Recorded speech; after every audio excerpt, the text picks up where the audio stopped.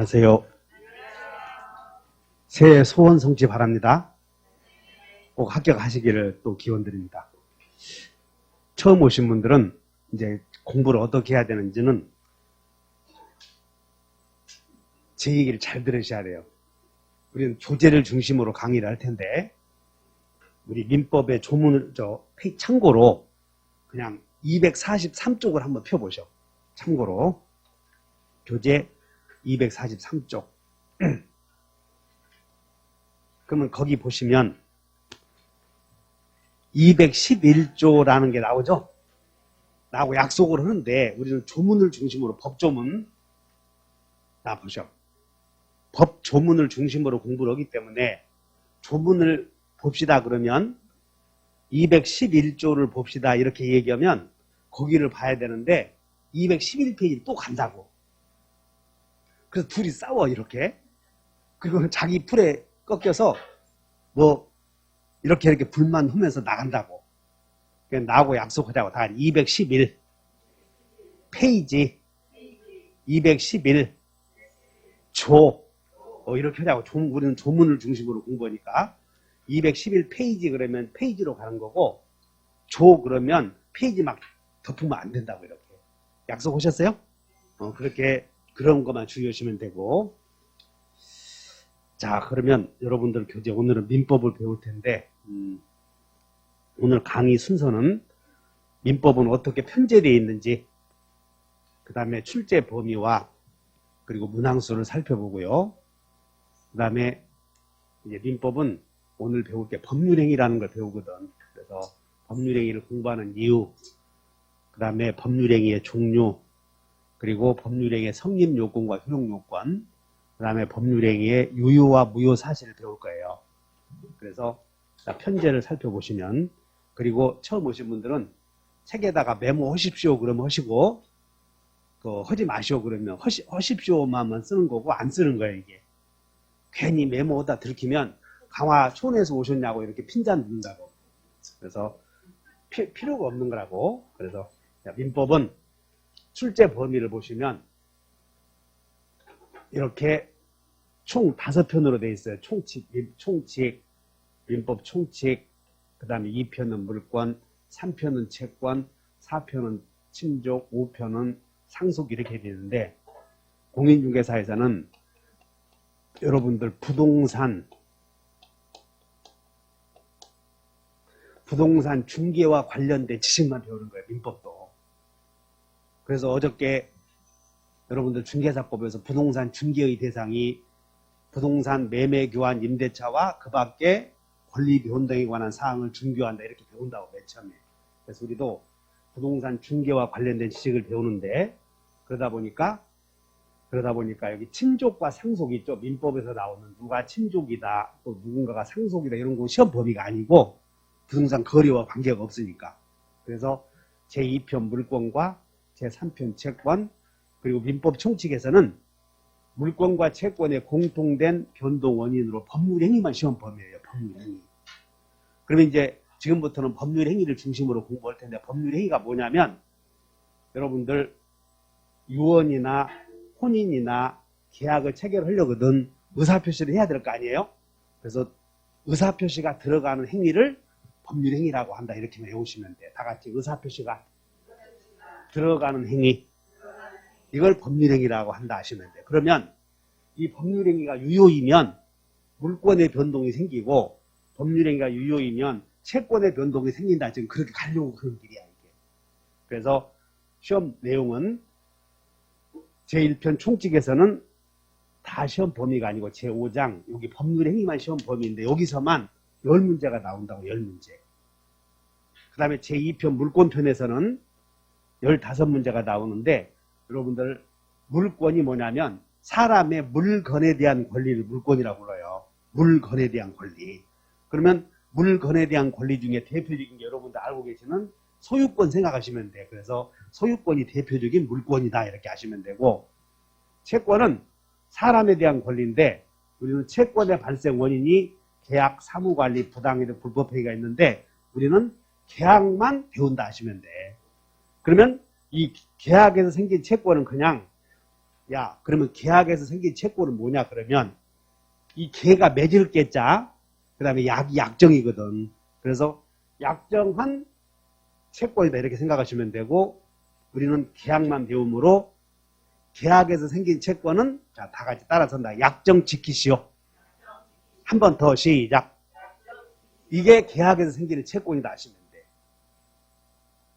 그러면 우리는 계약에서 이제 여기서도 시험 문제가 10문제가 나오고, 그 다음에 여기 계약에 보면 매매도 있고요, 교환도 있고요, 임대차도 있는데, 여기서 임대차라는 계약이 이루어지면 약정 지키시오 하는 거고, 매매라는 계약이 이루어지면 약정 지키시오 하는 거고, 그리고 임대차라고 하는 것은 임대인이 약정 안 지키면 도망가 버리면 임차인이 아주 상황이 안 좋은 상황에 빠진다는 것이야. 그래서 그를 보호하기 위해서 임대차의 대상이 주거용 건물은 주택임대차보호법, 그 다음에 임대차의 대상이 상가의 경우는 상가임대차보호법, 그리고 기타 특별법을 만들어 놨다고 이렇게. 그래서 이 특별법이 5개가 있는데 이것도 다 부동산 거래와 관련된 내용이고 시험 문제가 5문제가 나와서 총 40문제가 나온다 하시면 돼. 그래서 총칙에서는 법률행위를 배우는데 이 법률행위라도 다 배우는 게 아니라 여기서는 법률행위가 성립이 되어서 물권과 채권의 변동이 생기려거든 법률행위가 유효해야 한다. 이제 이거 배우는 것이야. 그러면 자, 여러분들은 교재 있는 페이지 가봅시다. 페이지 8페이지, 7페이지 펴보시면 여기 27페이지 펴보시면 이게 법률행위가 보여요. 맨 앞에 목차에. 그래서 펴셨나? 그럼 법률행위라는 말에 처음 오신 분들은 법률행위라는 말이 나오면 아까 제가 한번 따라서 하라고 그랬죠?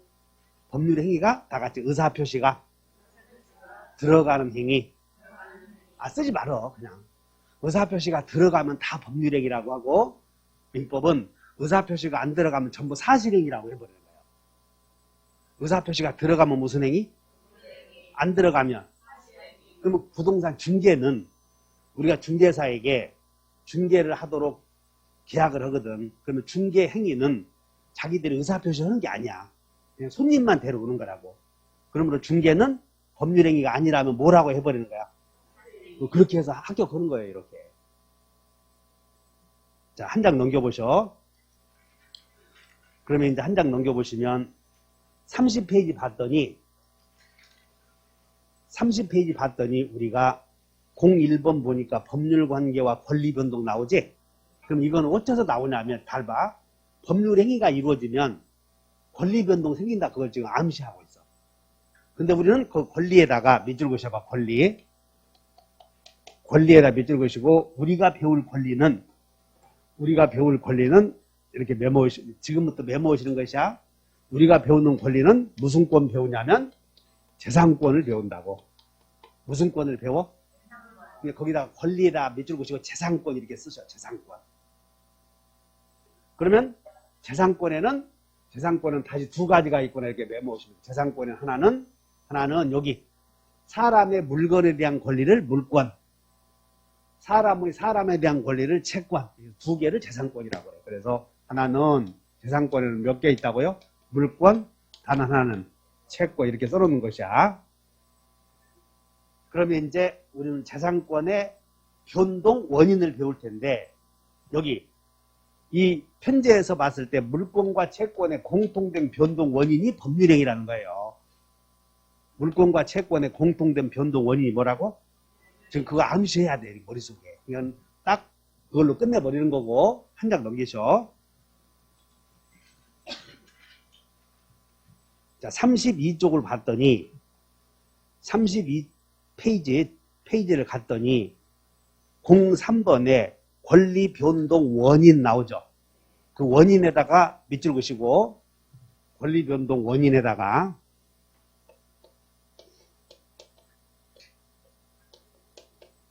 권리변동 원인에다가 밑줄 그으시고 하나는 의사표시가 들어가는 행위를 무슨 행위라고 하냐면 지금 법률행위 배우려고 그래. 하나는 법률행위 메모.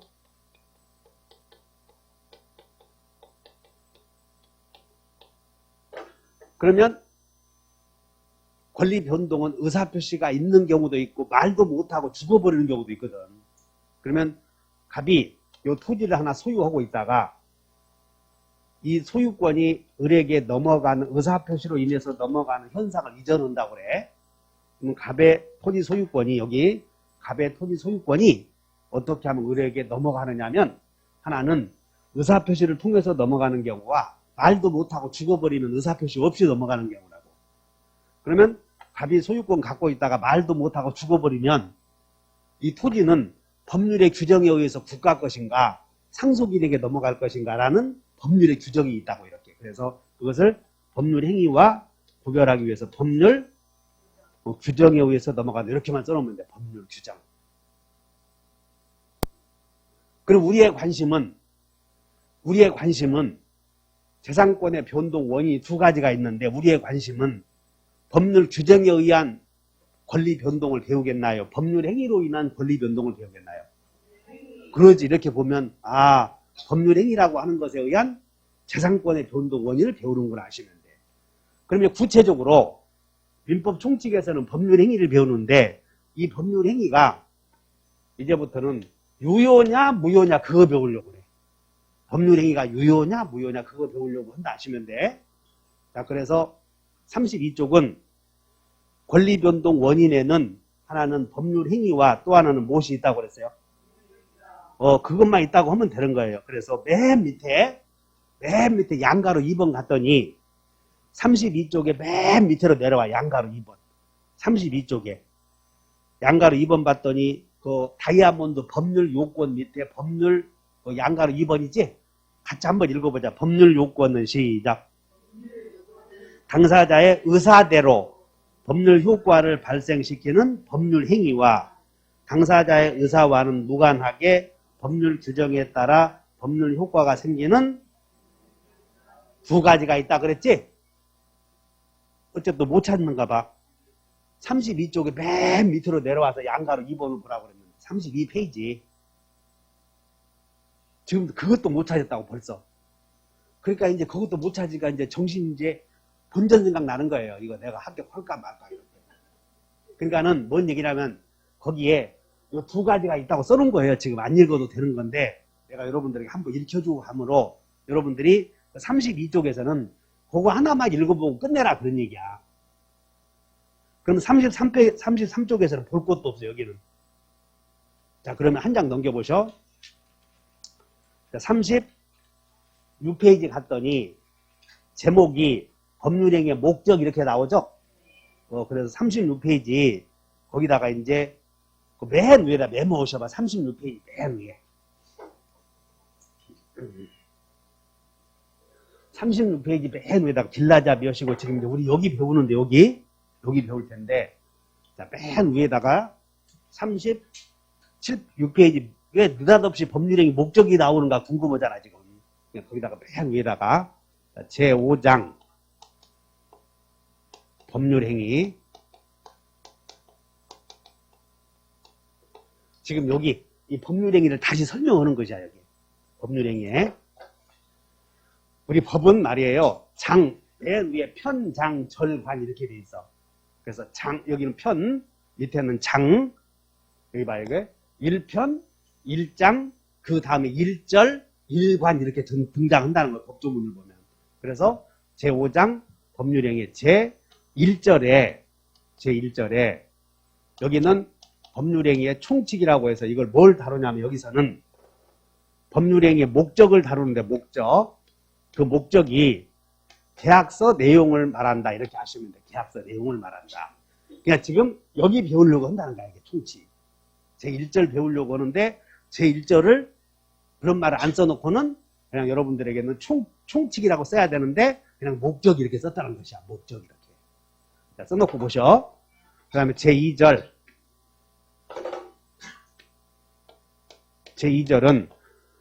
여러분들 법률행위는 의사표시가 들어가는 행위라고 그랬죠? 그래서 여기는 제2절은 뭐가 나오냐면 의사표시가 등장을 해. 그 다음에 제3절은 여러분들 의사표시는 꼭 내가 직접 해야 되는 게 아니고 누군가에게 부탁하는 경우도 있어. 그래서 누군가에게 시킬 때 그 부탁받은 사람을 대리인이라고 해요. 대리인. 그래서 그 의사표시는 꼭 본인이 직접 하지 말고 다른 사람에게 시켜서도 해도 된다. 이게 대리야, 이게. 그 다음에 제4절은 무효와 취소. 그래서 뭘 물어보냐면 여기서 총칙에서도 무효사유가 취소사유를 배운다는 것이야. 그 다음에 의사표시에서도 무효사유, 취소사유. 대리에서도 무효와 취소사유. 그리고 여기서는 무효와 취소의 공통된 효력을 배운다. 그렇게 하시면 되고. 그 다음에 제5절은 의사표시에 여기에 조건과 기한이라는 게 있다. 이렇게 하시면 돼. 그러면 조건과 기한도 법률 행위다고 아니다고. 그렇게 빨리 큰 틀을 보시라는 것이 아니고. 그래서 내가 여러분들에게 책이 어떻게 전개되어 있는가 이걸 지금 설명해 주고 있는데, 자, 이제 여러분들은 아까 법률행위 여러분들 책은 이렇게 목적으로 되어 있지만 밑에는 뭐라고 되어 있냐면 02번에 법률행위의 종류 나오지? 종류. 여기서부터 한 문제가 나오는데 거기다 02번에 법률행위의 종류에다가 이렇게 해놓고 별표 2개 하시면 돼요. 별표 2개. 그럼 별표 2개는 3년마다 나온다는 거야. 3년마다 하나씩. 근데 이건 알고 가야 돼. 알고. 무슨 얘기인지는 다음에 우리가 시험 문제를 공부하다 보면 주된 지식이 있고 그 주된 지식을 해결하기 위한 부수적 지식이 있어. 그래서 이것들은 부수적 지식이야, 지금. 주된 지식은 전부 무효와 취소로 연결시켜줘야 돼. 민법 총칙에서는. 주된 지식은 법률행위를 배우는데 다시 그냥 법률행위의 무효 취소 사유를 배워. 이게 우리 갈 길이다 그 말이야. 법률행위의 무효 취소 사유 이런 것들이. 근데 법률행위의 종류에는 아까 여기 이 법률행위의 종류에는 유언이라는 것도 법률행위이고 혼인이라는 것도 법률행위이고 계약이라는 것도 법률행위이고 그래서 법률행위의 종류를 잠시 보고 가자는 거야. 잠시. 그러면 이 법률행위의 종류에는 항상 우리는 계약이 성립될 때에 그 다음에 계약이 법률행위가 어떤 효력이 있는가 그리고 법률행위가 소멸되는 것과 관련하여 책이 전개되어 있어. 그래서 성립이 될 때에 의사표시가 한 개만 있어도 성립이 되는 행위를 법률행위가 성립이 되는 경우 의사표시 한 개만 있어도 성립이 된다. 그럼 민법은 개념법학이다 이런 말을 쓰거든 흔히. 그러면 개념법학이다 이 말은 그냥 이름 제목 속에 뜻이 있다는 것이야. 그럼 여기 성립과 관련하여 아까 계약이 있었잖아. 근데 계약은 맺을 게자 약정 약자야. 그러니까 계약은 의사표시 한 개로 이루어지겠어? 두 개의 합치로 이루어지겠어? 그걸 계약이라고 하고 그러면 단독행위는 의사표시 두 개로 이루어질까요? 하나로 이루어질까요? 그렇게 생각하면 돼. 하나만 있어도 성립이 되면 단독행위. 그러니까 여러분들 밑에 자 02번에 의사표시 수와 방향에 따른 분류에 양가로 1번만 읽어보다 다 같이 무슨 행위? 그 다음에 오른쪽 37페이지 갔더니 양가로 2번에 뭐가 나와요? 계약. 양가로 3번에 그래서 법률행위의 종류와 의사표시 수와 방향에 따라서 자 법률행위의 종류에는 단독행위라는 것도 있고 그 다음에 계약이라는 것도 있고 그 다음에 또 무엇이 있어? 여러분들 합동행위라는 게 있는데 이것은 합동행위라는 개념은 학자들이 만들어낸 개념이고 시험 나온 적이 없어. 그러므로 일단 합동행위는 몰라도 되는 거예요. 나도 합동행위가 뭐냐 그러면 몰라. 나도 시험 안 나오니까 잊어버렸다고 다. 그래서 우리는 단독행위와 계약만 아시면 되는데 계약은 의사표시가 한 개겠어? 두 개의 합치겠어? 두 개의 합치. 단독행위는 몇 개? 하나 이렇게. 그럼 여기 단독행위도 다시 두 가지로 나눠지는데 여기에 상대방 있는 단독행위와 그 다음에 상대방 없는 단독행위 두 가지가 있는데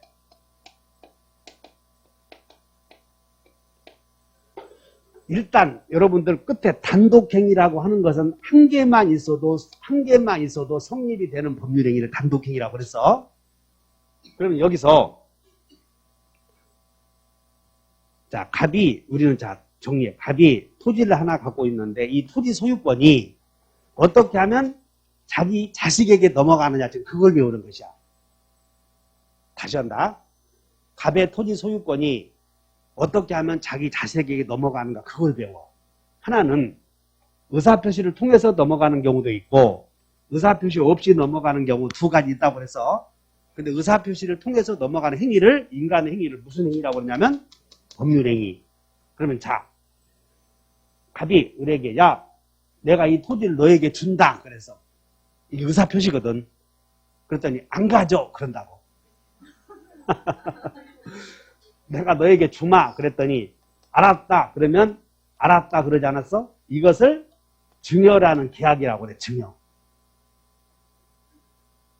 그럼 언제 줄래? 그랬더니 언제 줄래? 자, 내가 너에게 토지 주마. 알았다. 언제 줄래? 그랬더니 죽으면 주마.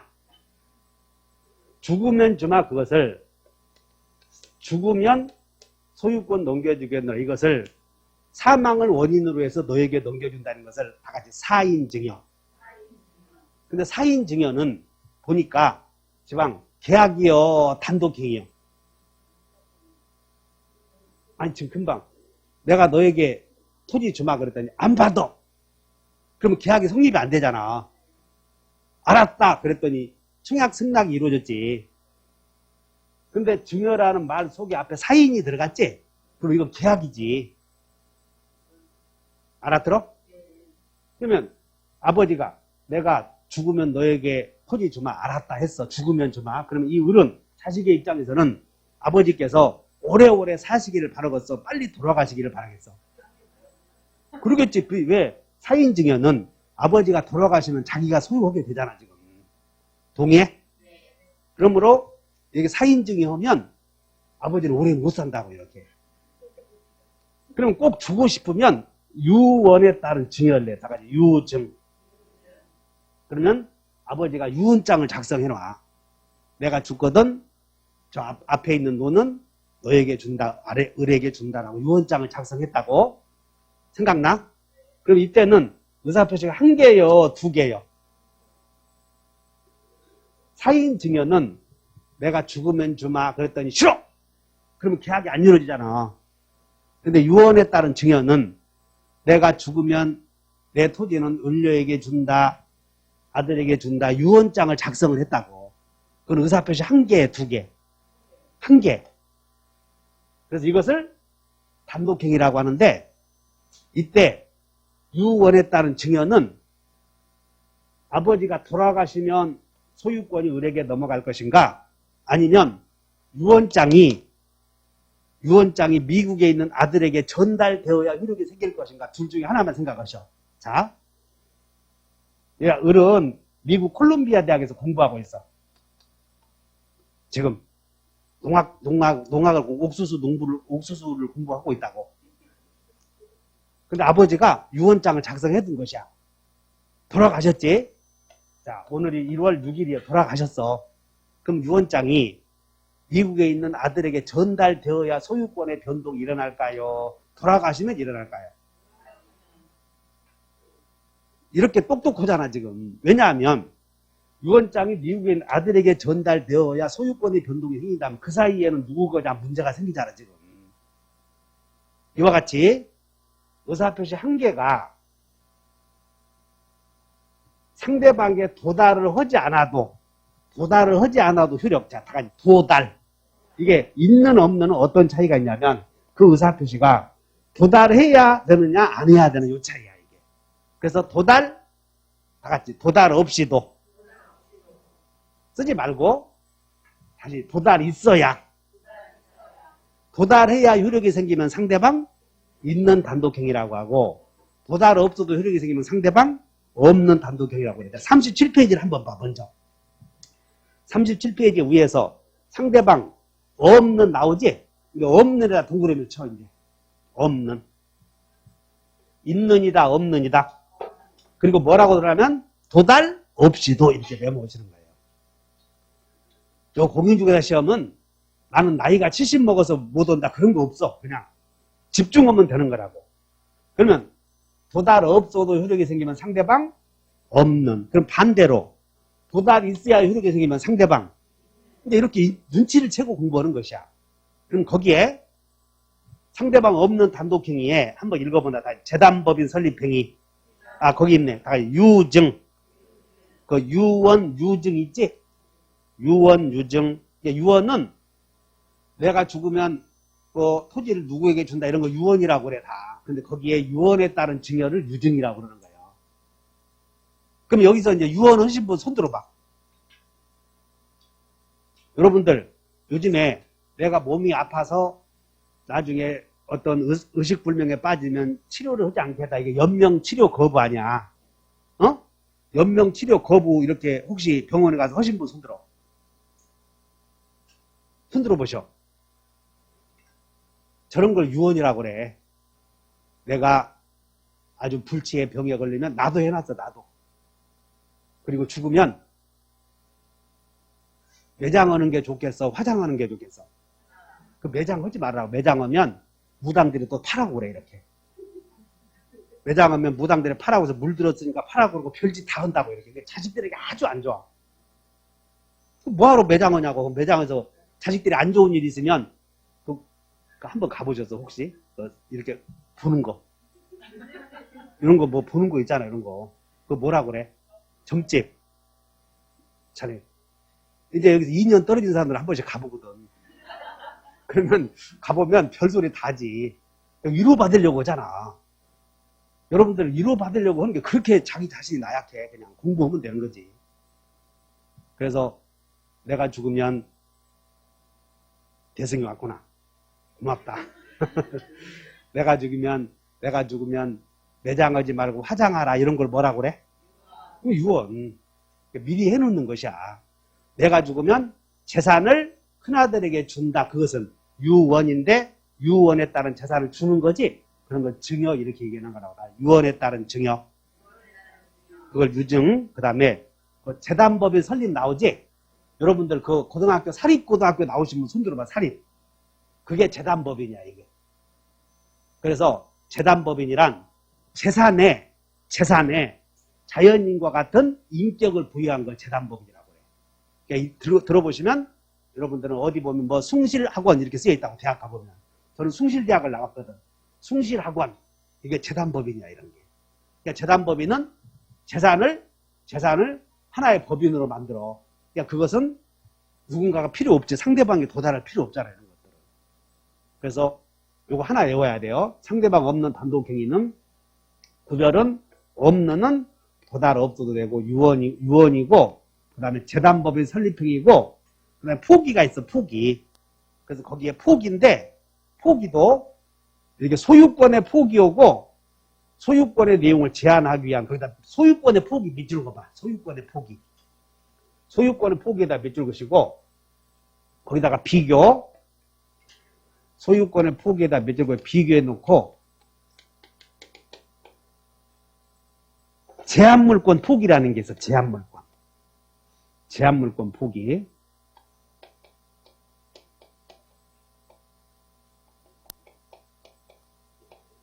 소유권의 포기는 여러분들 앞에 놓인 책 있잖아. 나 그거 소유권 포기한다. 그건 그냥 포기해버리면 돼. 나 이거 포기한다 그러면 그가 누군가에게 도달할 필요 없어. 근데 제한물권 포기는 누구에게 해야 되냐면 소유자에게 해야 돼. 전세권 포기, 지역권 포기는 하늘에다 대고 해야 돼요. 소유자의 귀에 도달해야 돼요. 그래서 제한물권 포기는 상대방 있는 단독행위 이렇게만 써놓으면 돼. 제한물권 포기는 상대방 있는 단독행위다. 이렇게.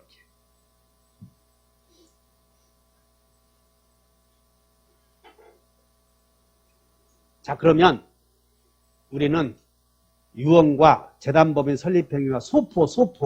자, 여러분들 유죄 소포.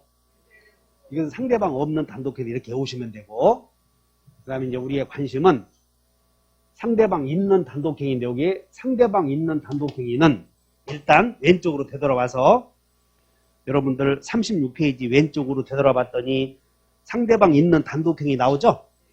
그게 봤더니 이제 거기다가 여러분들 상대방 있는 단독행위다 메모오셔. 상대방 있는 단독행위에다가 여기다가 상대방 있는 단독행위의 동의 여러분 처음 오신 분들 다시 메모. 철회. 그 다음에 상계. 상계는 꾸어준 돈 있잖아. 주고받을 돈. 퉁치자. 그걸 상계라고 그래. 주고받을 돈이 있으면 퉁치자 이런 거. 채무자의 단독행위야 이거. 상계. 그 다음 추이는 하자 있는 행위를 치유해서 유효로 한다는 말이야. 나중에 다 배우기 걱정 마셔. 그 다음에 취소는 아까 우리는 서두에 법률행위는 무효냐 취소냐 이거 배운다고 그랬지? 그래서 취소 사유가 있다고 이렇게 공부하다 보면. 그 다음에 해제, 그리고 해지 이런 것들을 배워. 그래서 여러분들 미성년자는 유효한 법률행위를 할 수 없거든. 그래서 미성년자에게 유효한 법률행위를 할 수 있도록 하는 조치가 법정대리인의 동의야. 그럼 동의가 무슨 뜻이냐 알 필요 없어. 그냥 다음에 다 아니까. 그냥 동의는 대항요건인가 효력요건인가 이런 것만 나중에 가르쳐준다고. 그 다음에 여러분들 철회 그런 거 들어보셨지? 철회는 없었던 것을 하자 이게 철회. 상계는 서로 주고받을 돈이 있다면 퉁치자 이거 상계라고. 다 같이 퉁치자. 이거 상계라고 그래. 그 다음에 추이는 하자 있는 법률행위의 효력에 대하여 하자를 치유한다는 의사표시야. 다 같이 하자를 치유해서 유효로 인정한다는 말을 추이라고 그래. 그냥 또 지금도 몰라도 다 배울 거라고. 그 다음에 취소는 아까 미성년자가 법정 대리인의 동의 없이 한 행위를 무효로 하겠다 그 말이 취소라고. 걱정 말아 또. 그 다음에 계약을 채무불이행이라는 게 있어. 약정 안 지키는 걸 채무불이행이라고 하거든. 약정 안 지키면 한없이 약정 지켜서 할 수 없지? 자, 따라서 해보자. 약정 안 지키면 계약 깨자. 이게 해제야. 그러니까 해제는 어느 때 쓰냐면 다시 해. 해제는 어느 때 쓰냐면 약정 안 지킬 때. 그 다음에 해지도 약정 안 지키거나 그러면 해지는 끝에 여기 다 같이 지금부터 무효로 한다. 이게 해지다 하시면 돼. 몰라도 돼. 다음에 다 자세히 배우니까. 그럼 우리는 다음 중 계약을 골라라 단독행위를 골라라 시험 문제를 풀기 위한 거니까 상대방 있는 단독행위냐 상대방 없는 단독행위냐 물어보면 일단 외워놓고 보자고. 다 동철이가 상추 먹고 취했다. 이렇게 하나 외워놓으면 돼. 상대방 있는 단독행위의 종류는 동철이가 상추 먹고 취했다. 이렇게만 외워놓으시라고. 외워놨나? 그러니까 오늘은 시험 공부하는 거니까 그 정도만 외우면 돼. 다시 한번 동철이가 상추 먹고 취했다. 이렇게 마시면 되고, 그 다음에 37페이지 가서 계약에는 이 계약에는 일단 메모 오셔봐. 계약에는 양가로 2번에 계약 이렇게 나오네. 그러면 계약은 자 여러분 청약이 뭐냐면 그냥 듣고 말아. 청약이 뭐냐면 계약을 체결하자고 요청하는 말을 청약이라고 그래. 그냥 가만히 있으면 된다. 다시 청약이 뭐라고? 계약을 체결하자고 제안하는 말. 그럼 승낙은 뭐겠어? 계약을 체결하자고 제안하는 말을 받아들여서 계약을 체결하겠다고 하는 동의를 승낙이라고 하잖아. 그러면 계약은 의사표시가 한 개라고 그래서 두 개라고 그래서 두 개의 합치. 그런데 이 계약에는 계약이 체결돼서 효력이 발생하는 면에서 이렇게만 써놓으면 돼. 1번 계약이 체결되어서 채권이 생기면 채권계약이라고 그래. 다시 한번 계약이 체결되어서 채권이 생기면 무슨 계약? 채권계약. 두 번째는 계약이 체결되었더니 물권이 생기면 무슨 계약이라고 이름 붙이겠어? 그 물권계약이라고 그러는 거예요. 물권계약. 자, 그 다음에 계약이 체결되었을 때 가족관계가 형성이 되면 무슨 계약이라고 하면 돼? 가족계약이라고 하면 되는 거예요. 가족계약. 그래서 우리는 이렇게 계약이 체결되었을 때 효력이 생기는 면에서 채권 생기면 채권계약, 물권 생기면 물권계약, 가족 생기면 가족계약이 있구나 하고 이렇게 계약의 종류에도 몇 개 있구나 이 정도만 아시면 돼요. 근데 우리가 배울 계약은 가족계약을 배워요. 채권계약, 물권계약을 배워요. 앞으로 채권계약, 물권계약을 배울 것이다 그 말이야. 이해하셔요? 그래서 이제 이렇게 놔두시고 자 지금부터 여기 3편을 봤더니 계약 재산법의 제3편을 봤더니 채권편에 계약이라고 나오는데 여기서 생기는 계약을 아까 무슨 계약이라고 그랬어? 채권계약. 동의해? 그러면 지금부터 37페이지에 동그라미 2번에 이행의 문제 유무에 따른 분류 나오지? 거기 2번에 다이아몬드 2번 법률행위의 종류에 즉 뭔 얘기냐면 다 채권계약, 물권계약 지금 그거 배우려고 그래. 채권계약, 물권계약. 그래서 지금부터 여러분들 오른쪽 날개에 여기다가 오른쪽 날개 메모 하나 하시면 돼. 아니면 맨 위에 하시든가 맨 위에. 자, 지금부터 맨 위에다 뭐라고 그러냐면 여기 요 계약을 배우는데 맨 위에다가 제3편 채권 메모하시고 제3편 채권 그 다음에 제2장 우리는 여기 봐. 채권의 발생 원인이 1개, 2개, 3개, 4개 있는데 우리가 배우는 시험 범위는 채권의 발생 원인 중에서 의사표시가 들어가는 계약만 배운다 하시면 돼. 그래서 제2장 계약을 배우고 그 다음에 계약의 종류가 15개가 있어요. 15개. 그래서 여기다 메모하셔봐. 제1절 총칙 그 다음에 제3절 제2절 증여도 있고 막 있어. 근데 매매 우리 이제 매매를 배운다. 그래서 우리는 앞으로 법률행위 중에서도 주로 매매계약을 배우는구나 이렇게 생각하시면 돼. 매매계약을.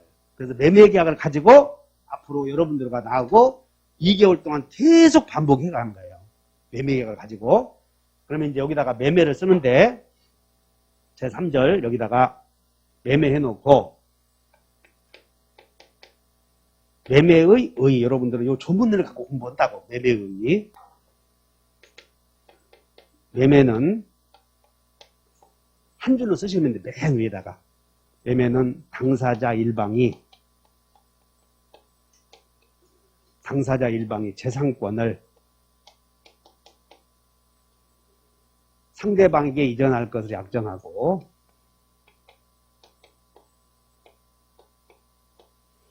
재산권을 상대방에게 이전할 것을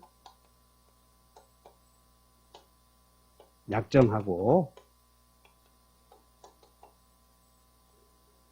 그 다음에 상대방이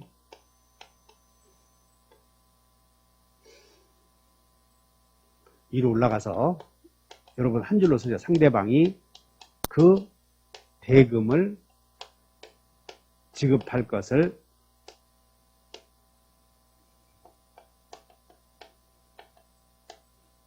약정함으로써 그 흐르게 생긴다.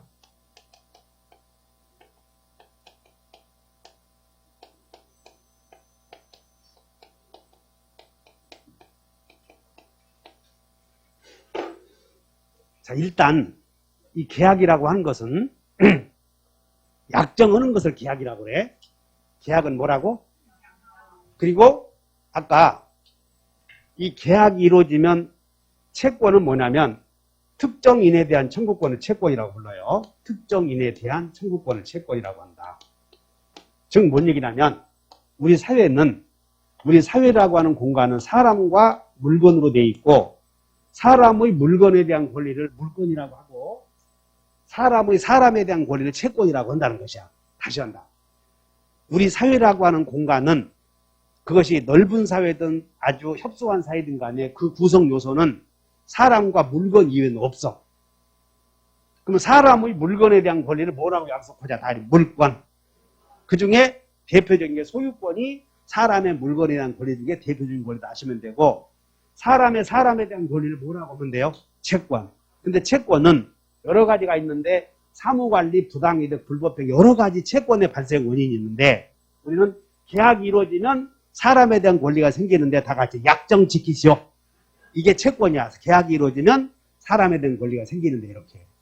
그럼 우리는 여기서 큰 틀에서 여기서 나오는 계약을 채권 계약이라고 했고, 채권 계약에는 매매도 있고 여러 가지가 있어. 임대차도 있고. 근데 우리는 앞으로 이 계약 중에서 부동산 거래와 관련된 계약만 배움으로 대표적인 게 다 같이 매매, 교환, 임대차 요 세 가지만 배운다고 계약 중에서도. 그럼 여러분들이 여기서 지금 여기 계약이 이쪽으로 왔는데 거기에 계약현에 제3절 매매라는 계약이 있다면 여러분들 매매라는 계약이 이루어지면 채권 채무가 생기는 거고 매매 계약에 따른 효력은 약정 지키시오라는 채권이 생기고 그 다음에 소유권 생기려거든 등기했을 때 생겨. 그거 배우려고 한다고. 그럼 매매는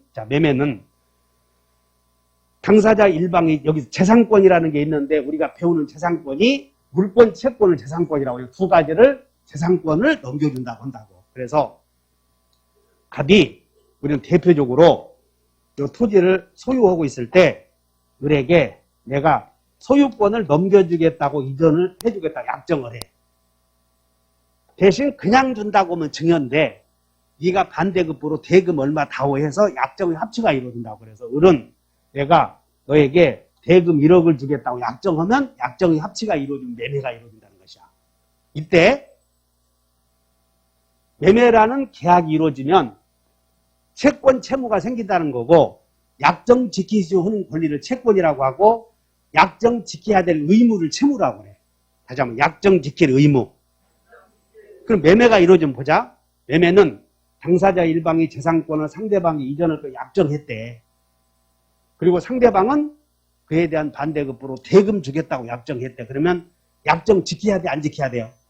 그래서 약정 지킬 의무를 채무라고 하고 약정 지키시오 요구할 권리를 뭐라고 그래? 채권. 알아들었나? 여기 이렇게 돼 있잖아. 매매는 매도인이 매수인에게 토지를 그냥 준다고 그래? 대금 받기로 하고 준다고 그래? 여기는 대금이라는 게 나오잖아. 대금을 한 사람은 주기로 약정하고 한 사람은 재산권을 넘겨주기로 약정하고. 그럼 어디? 채권도 매매의 목적이 될 수 있는가 생각을 해봐. 채권도 매매의 목적이 될 수 있겠어 없겠어? 있어. 채권 넘겨주고 뭐 돈 받기로 한다는 것이야. 어디 그러면 여기 저당권 넘겨주고 돈 받기로 한다. 저당권도 매매의 목적이 될 수 있어. 물권이니까 이게. 어디 점유권 넘겨주고 돈 받기로 하는 경우도 있어 없어? 있어. 근데 우리는 대표적으로 소유권 취득을 위한 그런 과정이 주된 내용이니까 그걸 중심으로 공부한다는 거죠. 그래서 여기서 재산권 중에서 대표적인 게 우리는 소유권 넘겨주기로 한다 그 말이야. 그럼 매매는 잘 봐. 매매는 소유권 넘겨주는 것이야. 넘겨준다고 약정하는 것이야. 그렇지.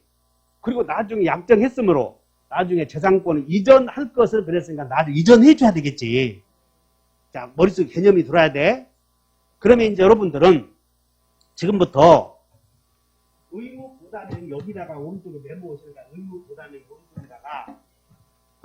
의무 부담행 오른쪽에다 자 메모하셔. 여기다가 약정을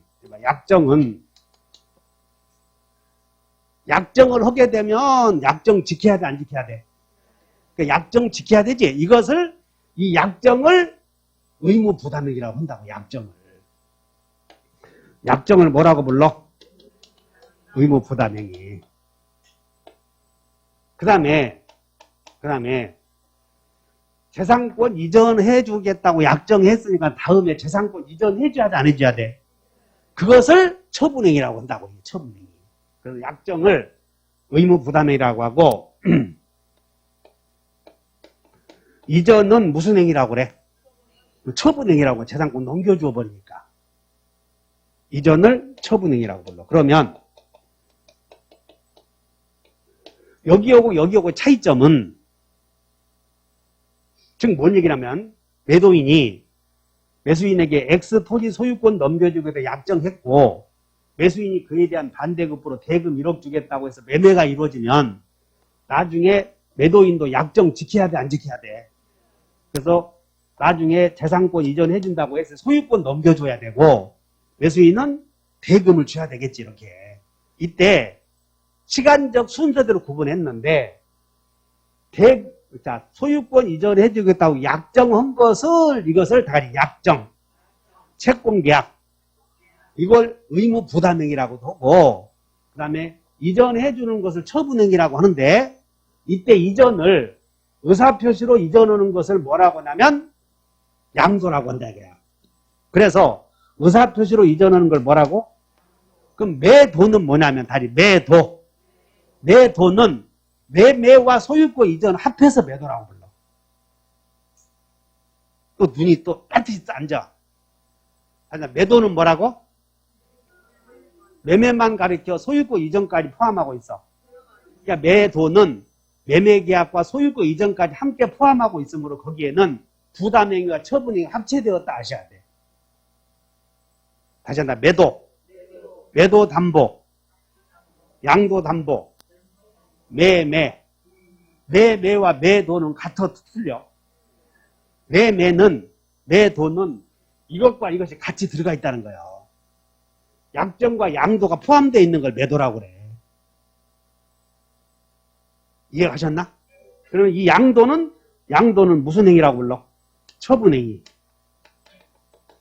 그럼 여기서 이것과 어떤 차이가 있냐면 여러분들 민법은 모든 사고가 다 같이 무효와 취소 이걸로 구별해야 되는데 약정할 때는 나중에 재산권 이전해 주겠다고 약정했으므로 나중에 약속만 제대로 지키면 되거든. 알아들었나? 또 가리가리 하네 눈빛이. 갑이 토지 소유권 넘겨주겠다고 약정했을 때 이때 잘 봐. 토지 소유권 넘겨주겠다고 약정한 거지 내 건 넘겨주겠다 그렇게 하는 거 아니야. 매매할 때는. X 토지 소유권 넘겨주겠다 약정한다고. 이때 부담행위를 할 때는 이 토지에 대하여 권리를 보유해야 되는데 그 권리를 보유하는 것을 처분권이라고 불러. 처분권. 그러면 갑이 이 토지를 넘겨준다고 약정할 때는 갑이 이 토지에 대한 소유권을 보유해야 되냐 안 해도 되냐 이거 문제야 이게. 그래서 매매계약 할 때는 나중에 약정만 지키면 되고 약정 못 지키면 다 같이 계약 깨자. 해제라는 말이 등장한다고 이렇게. 그래서 매매계약을 체결할 때는 부담을 할 때는 권리를 넘겨주겠다고 약정할 때는 권리를 보유해야 돼. 보유하지 않아도 돼. 약정할 때는 권리 보유하지 않아도 된다는 거야. 약정할 때는. 그러나 권리를 이전해 줄 때는 양도인이 권리를 넘겨주는 사람을 양도인이라고 하고 권리를 넘겨받는 사람은 양수인이라고 하는데 권리를 넘겨줄 때는 양도인이 권리를 보유하고 있어야 돼. 이런 걸 처분권이라고 불러. 그래서 여기는 권리를 소유해야 돼. 권리를 보유해야 돼. 소유와 보유는 소유라고 하는 것은 소유권에서만 생기는 것이고 지상권을 갖고 있다면 지상권을 소유한다 이런 말을 쓰지 않아. 다시 지상권을 보유한다. 지상권 갖고 있는 걸 보유한다 이런 말을 쓰지 지상권을 소유한다 이런 말을 안 쓴다고. 그러면 소유한다는 말은 소유권 항구대에서만 써. 따라서 지상권을 넘겨줄 때는 지상권 있어야 돼 없어야 돼. 이런 생각 해줘야 된다고 이렇게. 동의해?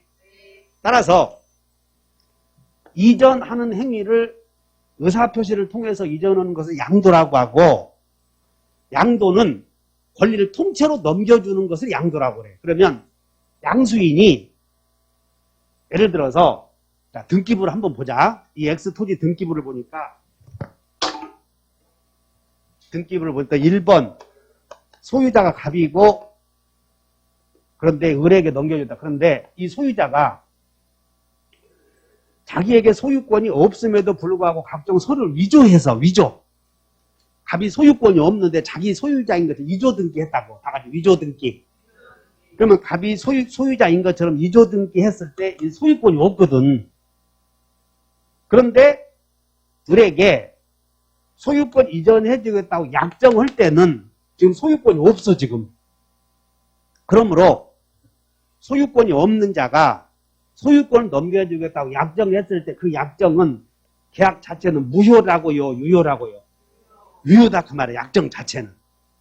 그러므로 을은 약정 지켜줄 수 있어. 네가 X 토지 소유권 넘겨주겠다고 했으니 X 토지 소유권 넘겨줄 수 있다고. 여기까지 되나?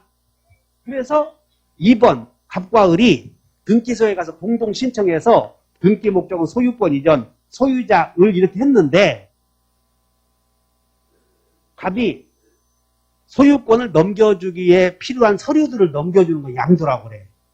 각종 등기에 필요한 서류를 을에게 준비해 넘겨주었을 때 양수인이 갑이 넘겨준 소유권 등기된 대로 소유권 취득하려거든 양도인에게 소유권을 보유하고 있어야 되는데 보유하고 있지 않다고. 그러므로 양수인도 권리 취득하지 못한다 이런 결론이 나. 무슨 얘기냐면 약정할 때는 재산권 이전해주겠다고 약정할 때는 그 권리를 갖고 있어야 돼? 안 갖고 있어도 돼? 됐나? 그냥 넘겨줄 때는 있어야 된다 없어야 된다? 이해하신 분은 박수 한번 쳐봐. 그래서 지금 여러분들 처분행위에 물권행위다 준물권행위다 나오지? 그거 무시해버리고 처분행위라고 오른쪽에 메모하셔. 처분행위에다가 오른쪽에 메모. 처분행위는 소유권 이전 이렇게 메모해버려. 소유권 이전. 그 다음에 제한물권 설정.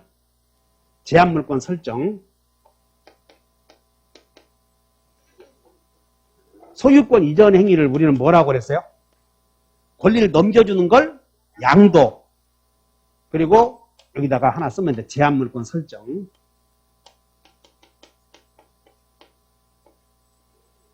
따라서 우리는 앞으로 처분행위 그러면 이렇게 설정과 양도는 처분행위 이렇게 외우면 돼. 선량은 처분행위다.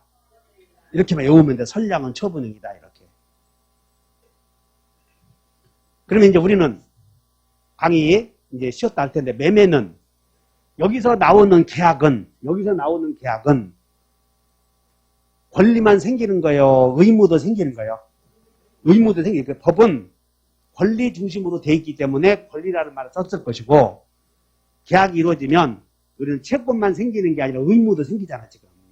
근데 그 의무가 두 사람이 의무가 생기면 다 이제 쌍무계약이라고 하는 거예요. 쌍무계약이라고. 한 사람만 의무 생기면 현무계약이라고. 그래서 앞으로 여기서 나오는 계약은 채권계약이라고 하는 것도 괜찮지만 여기는 그냥 다 같이 부의담행위 이렇게 하자는 거야. 의무 부담행위라고 이렇게. 그래야 맞아. 그러면 부담행위라는 계약을 체결할 때는 권리 보유하고 있어야 돼? 없어도 돼? 없어도 된다 이렇게 기억해야 돼. 그러나 권리 넘겨줄 때는 있어야 된다 없어야 된다? 넘겨주는 행위를 뭐라고? 처분행위. 그래서 오늘은 부담행위와 처분행위 개념만 조금 이해하시면 돼요. 자, 쉬었다 합시다.